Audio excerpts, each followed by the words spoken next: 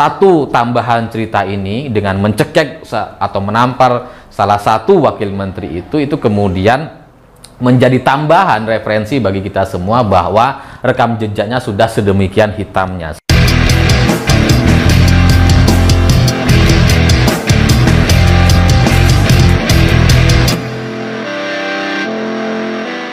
Selamat malam semuanya. Hari ini ada yang menarik dari salah satu grup WhatsApp yang saya ikuti, yang biasanya kalau hari libur seperti hari ini itu grup ini sepi gitu. Tapi hari ini tadi pagi itu agak rame.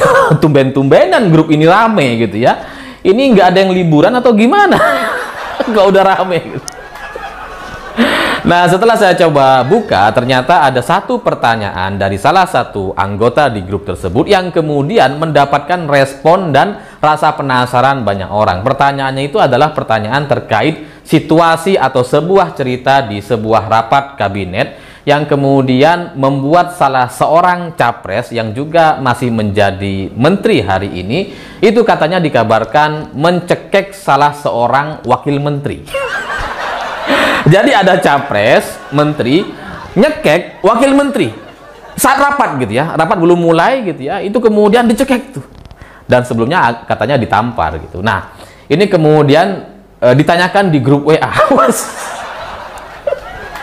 Dalam situasi yang seperti itu gitu ya, ini akhirnya para menteri itu melerai gitu, karena ya udah agak chaos, si wakil menterinya itu udah agak-agak ketakutan gitu karena dipegang nih.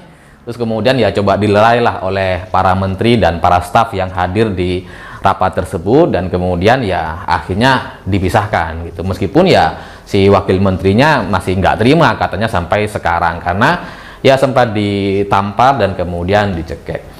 Awalnya cerita ini itu memang saya dapatkan sekitar minggu lalu gitu ya, atau sekitar 10 hari yang lalu.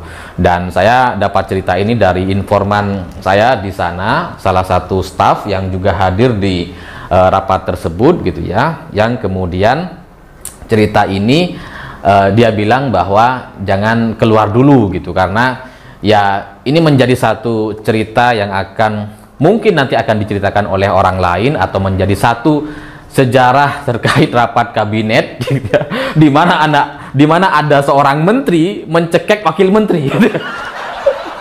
Ini akan menjadi satu sejarah hitam di rapat kabinet. Waktu itu informan saya bilang seperti itu. Tapi kemudian sekarang hari ini cerita ini jadi beredar di grup WhatsApp.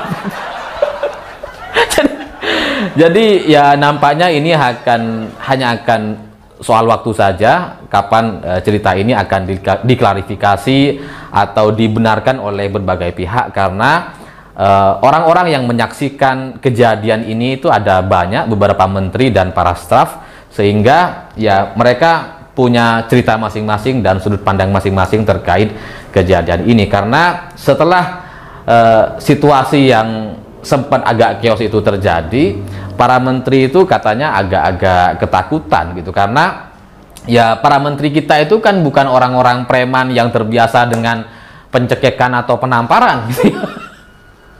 Mereka kan orang-orang terdidik yang mungkin jauh lah dari situasi-situasi yang semacam itu. Tiba-tiba dalam sebuah rapat yang semestinya aman, kondusif gitu ya, tiba-tiba terjadi penamparan dan pencekekan di depan mata mereka, dan itu yang kemudian membuat beberapa menteri katanya agak trauma, sehingga ya cerita ini menjadi aib dari sidang kabinet. Meskipun pada akhirnya cerita penamparan dan pencekekan ini akhirnya sampai kepada presiden gitu, dan presiden katanya menurut informasi yang saya dapatkan ya agak kaget dengan situasi yang seperti itu gitu, karena ya nggak sempat terpikir sebelumnya kalau kemudian di level nasional, di level menteri dan wakil menteri kemudian terjadi cekcok atau terjadi penamparan atau pencekekan seperti ini. Karena di level kabupaten atau gubernur saja rasanya tidak pernah terjadi situasi yang seperti ini. Nah,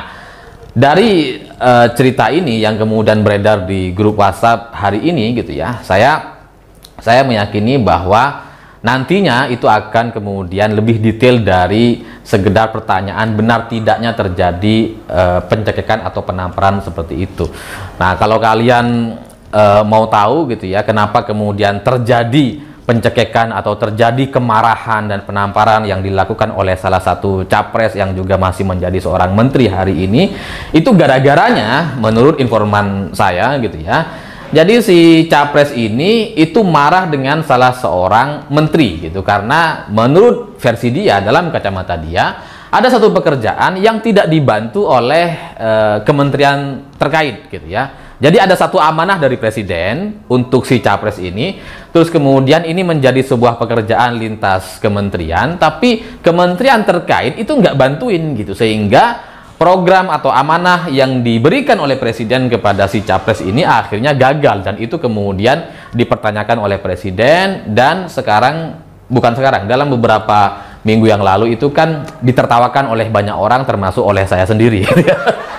Gimana mau jadi capres lawang dikasih satu kerjaan aja nggak bisa gitu ya. Saya pernah bilang gitu ya.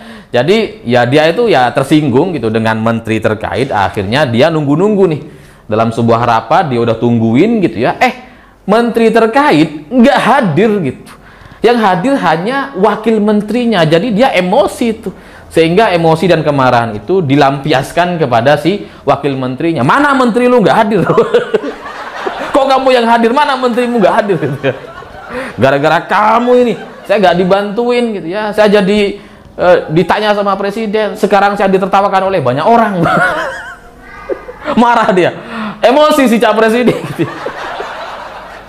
Sampai kemudian ya terjadilah penamparan dan pencegahan itu, dan kembali lagi si wakil menteri ini ya sampai sekarang dia nggak cerita ke siapa-siapa gitu ya. Tapi bagaimanapun dia ya wakil menteri gitu kan, pasti punya harga diri lah. Diperlakukan seperti itu, disaksikan oleh puluhan orang dalam sebuah rapat, itu akan menjadi satu pengalaman dan sejarah yang sangat buruk dalam hidupnya. Sehingga ya setahu saya sampai sekarang si wakil menteri ini masih merasa nggak terima dengan perlakuan si capres penggampar atau yang mencekik dia gitu ya. Sehingga ini memang agak-agak mengerikan gitu ya, agak mengerikan kalau kita punya seorang pemimpin yang temperamen atau tidak bisa mengendalikan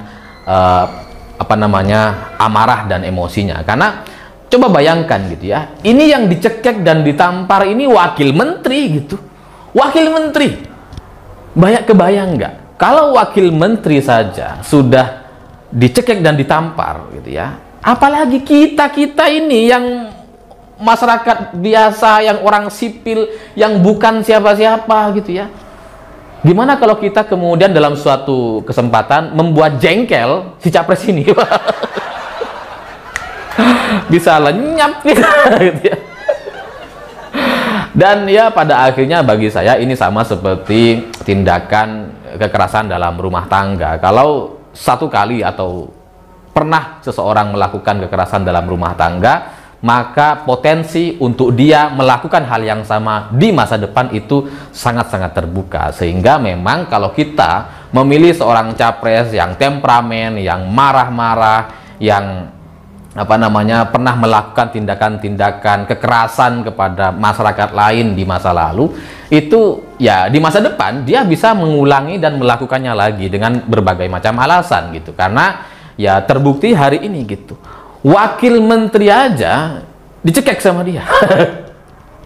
Apalagi kita gitu. Sehingga ya ini menjadi satu pelajaran bagi kita semua. Saya nggak sebut namanya, nggak sebut apa kasusnya, nggak sebut apa amanah dari presiden kepada si capres atau si menteri ini, tapi saya tahu gitu ya, saya dapat informasinya lengkap ya, samalah seperti yang disampaikan oleh presiden kemarin. Saya terima lengkap informasi dari BIN, Intel, Polri.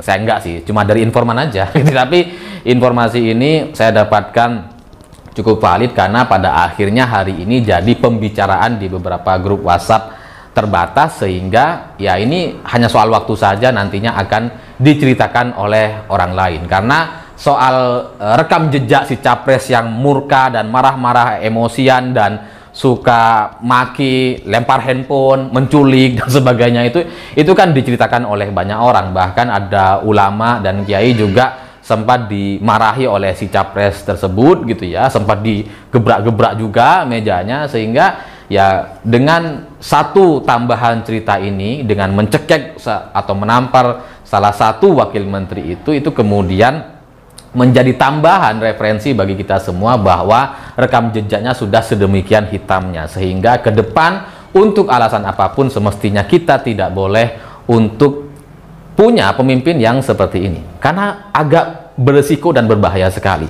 Di masa lalu pernah terjadi penculikan, pembunuhan, penamparan dan sebagainya. Hari ini terjadi lagi, maka hanya soal waktu cerita-cerita semacam ini akan terulang kalau yang bersangkutan diberikan kekuasaan. Karena di level menteri saja sudah berani ke wakil menteri, apalagi kalau kemudian nanti sebagai capres gitu. Sehingga ya semoga Pak Jokowi mau mengubah keputusannya terkait posisi capres gitu, karena Pak Jokowi sebelumnya bilang bahwa untuk capres tidak perlu mundur sebagai menteri, cukup cuti saja. Ya semoga dengan kejadian ini semua capres harus mengundurkan diri kalau mereka menjadi menteri gitu, agar ya minimal tidak terjadi chaos atau kekacauan yang seperti ini lagi. Karena menurut beberapa teman yang ada di sana, memang perasaan orang-orang ketika hadir rapat lagi dan kemudian bertemu lagi dengan si capres itu, perasaannya sudah tidak lagi sama, karena penuh ancaman, penuh perasaan-perasaan ketakutan. Sehingga ya dalam sebuah rapat yang semestinya dihadiri oleh orang-orang terhormat, oleh orang-orang berpendidikan, yang semestinya aman dan sebagainya, sekarang jadi sedikit-sedikit agak mencekam.